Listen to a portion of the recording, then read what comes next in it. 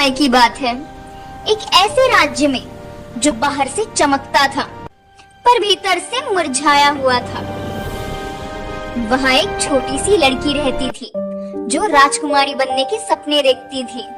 सत्ता के लिए नहीं, दौलत के लिए भी नहीं, बल्कि इसलिए क्योंकि उसे विश्वास था कि एक राजकुमारी दुनिया को बेहतर बना सकती है। उसे लगता था कि दया राज करेगी, सच सिंहासन पर बैठेगा और मुकुट खामोश करने के लिए नहीं बल्कि रक्षा करने के लिए होते हैं। उसने तब ये नहीं जाना था कि सपनों की भी एक कीमत होती है और राज्य उन लोगों से डरते हैं जो अलग सोचते हैं। उसे ये भी नहीं पता था कि एक दिन उससे कहा जाएगा कि वो मुकुट के बदले अपनी आवाज सौंप दे, झूठ बोले जाने पर मुस्कुराए, अन्याय के सामने सिर झुका ले और बाहर से सुंदर दिखे जबकि भीतर से टूटती रहे। उन्होंने उससे कहा, खामोशी ही शालीनता है, आज्ञाकारिता ही ताकत है, सत्ता उन्हीं की होती है जो सवाल नहीं करते हैं। पर उसकी आवाज कोई सजावट नहीं थी, वो सच का हथियार थी, विरोध का गीत थी, उस वादे की गूंज थी जो उसने कभी अपने बचपन में खुद से किया था और इसीलिए उसने इनकार कर दिया। उसने मुकुट अपने पैरों के पास रख दिया, हार में नहीं बल्कि चुनौती में, क्योंकि उसने ये समझ लिया था कि सच्ची राजकुमारी किसी राज्य पर शासन नहीं करती, वो उसे जगाती है। और कभी कभी सबसे साहसी परिकथाएं राजघराने में जन्म लेने की नहीं होती बल्कि सिंहासन से बढ़कर खुद को चुन लेने की होती है।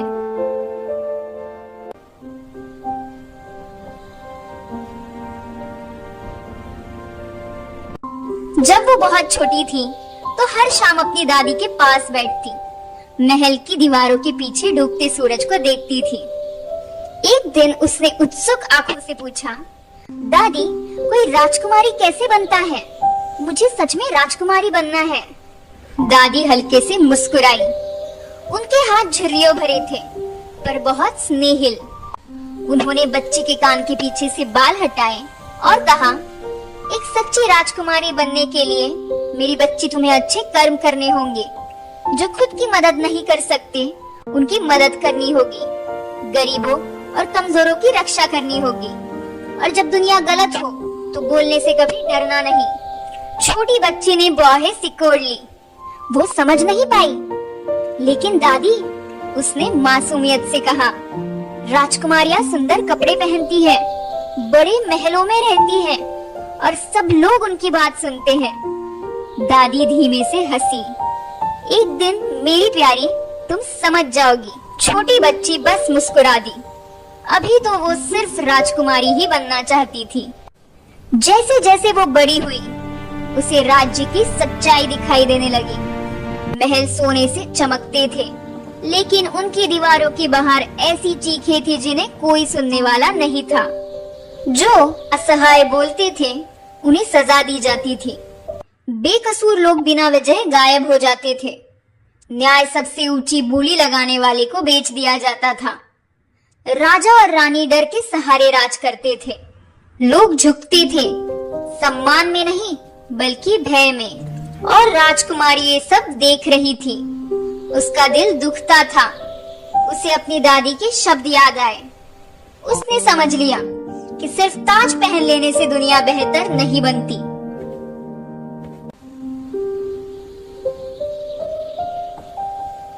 दुनिया को बदलने के लिए आवाज चाहिए।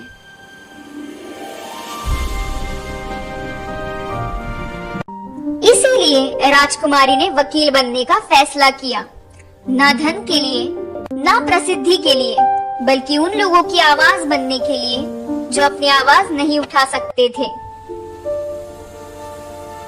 डर के कारण चुप कराए गए असहाय और बोलने पर धमकाए गए परिवार जिनकी कोई आवाज नहीं होती।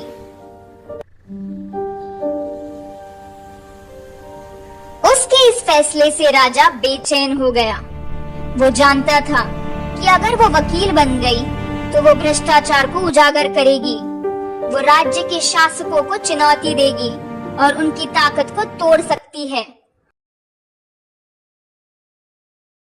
और यही बात उसे सबसे ज्यादा डराती थी।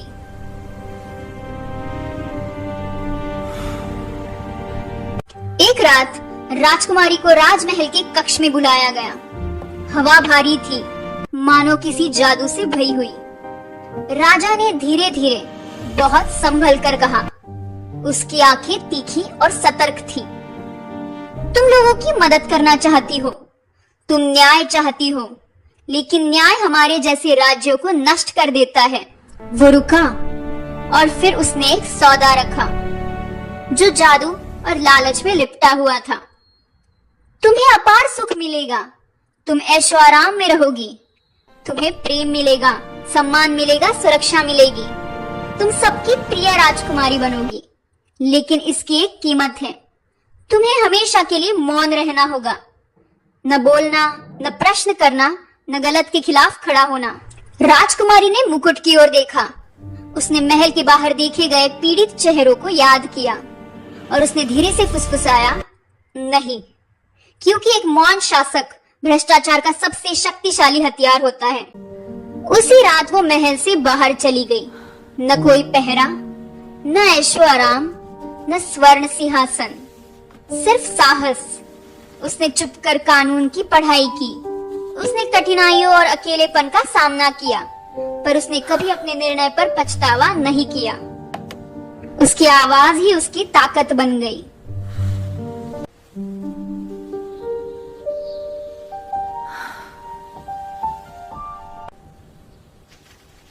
उसने ऐसे मुकदमे लड़े जिन्हें छूने की हिम्मत कोई नहीं करता था। उसने कमजोरों और भयभीत लोगों की रक्षा की। उसने झूठ को उजागर किया। उसने झूठे मामलों को तोड़ा। धीरे धीरे राज्य बदलने लगा। लोग अब राजा से नहीं डरते थे। डर का रुख बदल गया, भ्रष्टों की ओर, निर्दोषों से दूर। न्याय धीरे धीरे लौट रहा था। जब अंततः भ्रष्टाचार गिर गया तो लोग इकट्ठा हुए। वे न सोना लाए, न ही मुकुट।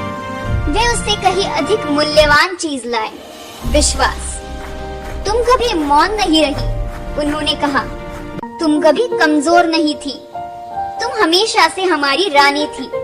और तब उसे अपनी दादी के शब्द समझ में आए। वो रानी बनी, जन्म से नहीं, साहस से, मौन से नहीं, बल्कि सबकी ओर से बोलकर।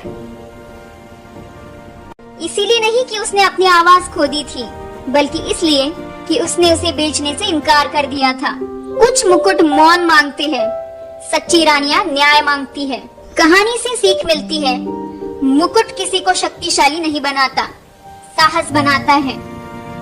सच्चा नेतृत्व दूसरों की सेवा करता है, स्वयं की नहीं। आसान जीवन से अधिक महत्वपूर्ण सही रास्ता चुनना है। शिक्षा और ज्ञान सबसे शक्तिशाली हथियार है।